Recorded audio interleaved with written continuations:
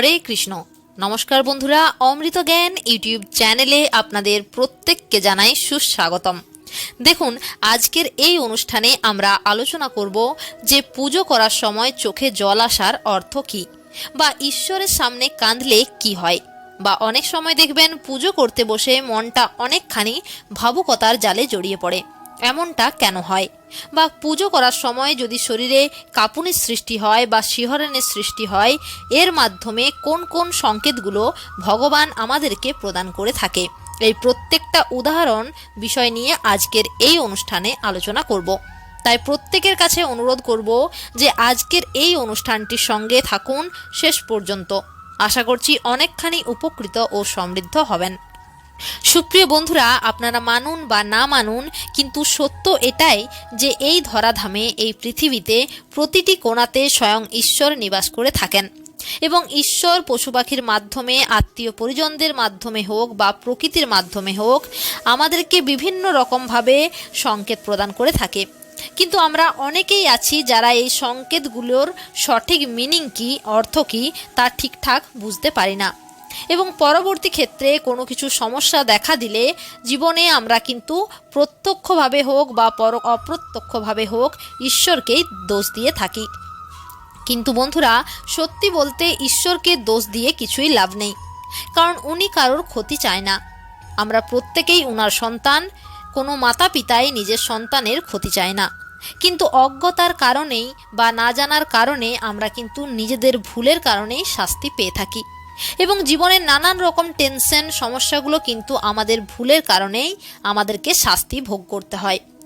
জীবনে আপনারা অনেক প্রকার বিভিন্ন রকম সংকেত অবশ্যই পেয়েছেন, এবং তার মধ্যে একটি বিশেষ সংকেত হলো যে এমন বহুজন রয়েছেন যারা পুজো করতে বসে তাদের চোখে জল চলে আসে। ঈশ্বরের সামনে তাকালেই চোখে জল চলে আসে।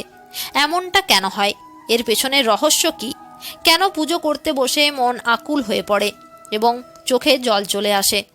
সবার সাথে এমনটা হয় না, কিন্তু বেশ কিছু মানুষজন রয়েছেন যাদের কিন্তু এইরূপ ঘটনা ঘটে থাকে। দেখুন বন্ধুরা, যদি আপনাদের সঙ্গেও এমনটি হয়ে থাকে, তাহলে বুঝবেন স্বয়ং পরমেশ্বর ভগবান আপনাদেরকে সংকেত দিচ্ছেন যে আপনার পুজোতে ভগবান সন্তুষ্ট হয়েছেন, এবং আপনার হৃদয়ে ঈশ্বরের বাস। তথা এই রূপ সংকেত পাওয়ার অর্থ হলো আপনার আত্মার সাথে পরমাত্মার মিলন ঘটেছে, যার ফলে অত্যন্ত মনে প্রশান্তি লাভের কারণে, ঈশ্বরের প্রতি আস্থা, ভরসা, বিশ্বাসের কারণে মন ব্যাকুল হয়ে ওঠে, যার ফলে চোখে জল চলে আসে। সুপ্রিয় বন্ধুরা, যদি আপনাদের সঙ্গে এমনটি হয়ে থাকে, তাহলে এই সময়ে আপনাদেরকে অতি অবশ্যই উচিত নিজেদের মনস্কামনা ব্যক্ত করা। ঈশ্বরের সামনে আপনারা কি চান সেটি জানান, ভক্তি ভরে মনে বিশ্বাস রেখে। দেখবেন অতি অবশ্যই ঈশ্বর আপনার সমস্ত মনস্কামনা পূরণ করে দেবেন। শাস্ত্র বলছে, যাদের পুজো করতে বসে বা ভগবানের সামনে দাঁড়ালে চোখে জল চলে আসে, মন ব্যথিত হয়েই আকুল হয়ে ওঠে ঈশ্বরের সান্নিধ্য লাভের আশায়, তাদের মাথার উপর সর্বদাই ঈশ্বরের আশীর্বাদ বিদ্যমান থাকে। দেখুন, এমনটা মনে করা হয় আমরা যখন কাঁদি তখন কিন্তু ভেতরের যাবতীয় কষ্ট, দুঃখ, জ্বালা, যন্ত্রণা এবং ভেতরের পাপ, নোংরা জিনিস, এগুলো কিন্তু চোখের জলের সঙ্গে বাইরে নির্গত হয়ে যায়। দ্বিতীয়ত, আপনারা খুব মন দিয়ে হয়তো পুজো করছেন, ঠিক এমন সময় যদি দেখেন আপনারা যে প্রদীপ প্রজ্বলিত করেছেন ভগবানের সম্মুখে, সেটির আলো যদি হঠাৎ করে বেড়ে যায়, তাহলে এটি কিন্তু স্বয়ং ঈশ্বরের সংকেত। দেখুন, আগুন হলো পঞ্চতত্ত্বের মধ্যে একটি অন্যতম গুরুত্বপূর্ণ তত্ত্ব, এবং এই আগুনে ভগবান রুদ্র অর্থাৎ দেবাদিদেব মহাদেব স্বয়ং নিবাস করেন। সুতরাং যদি আপনারা পুজো করতে বসে অনুভব করেন যে হঠাৎ করে আপনাদের প্রজ্বলিত প্রদীপের আলোর শিখা অত্যন্ত পরিমাণে বেড়ে যায়, তাহলে ভগবান আপনাদেরকে সংকেত দিচ্ছে যে তিনি আপনার উপর অত্যন্ত প্রসন্ন হয়েছেন, এবং আপনার পুজো উনি গ্রহণ করেছেন, আপনার পুজো সফল হয়েছে। এবং এই সময়ে অবশ্যই আপনাদের উচিত নিজেদের মনস্কামনা, মনোবাসনা, এগুলো কিন্তু ভগবানের সামনে ব্যক্ত করার। তৃতীয়ত সংকেতটি হলো ধূপের ধোয়া।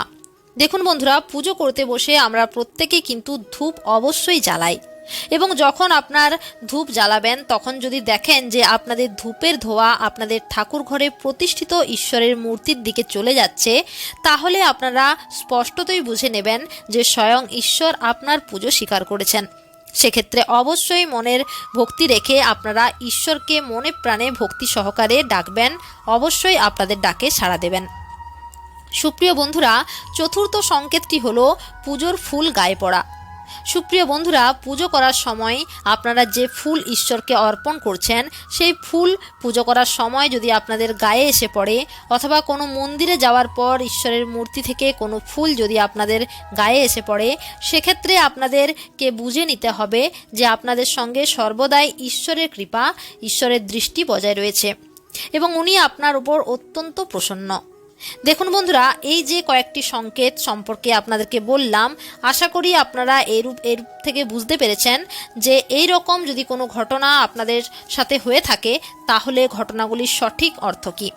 তবে একটি কথা আপনাদেরকে জানিয়ে রাখবো, দেখুন কোনো পরিস্থিতিতেই বা কোনো নিজের আত্মীয় পরিজন হোক, বন্ধু বান্ধবী হোক বা অত্যন্ত ক্লোজ রিলেটিভ হোক না কেন, এমনটি আপনাদের সঙ্গে ঘটে তাহলে কাউকেই বলতে যাবেন না বা নিজের মধ্যে রাখবেন, অথবা সুফল থেকে বঞ্চিত হয়ে যাবেন। যাই হোক বন্ধুরা, আজকের অনুষ্ঠানটি এখানেই শেষ করলাম। সবাই ভালো থাকুন, সুস্থ থাকুন। চ্যানেলটি সাবস্ক্রাইব করে পাশে থাকা বেল আইকনটি অন করে রাখবেন। নমস্কার, ধন্যবাদ।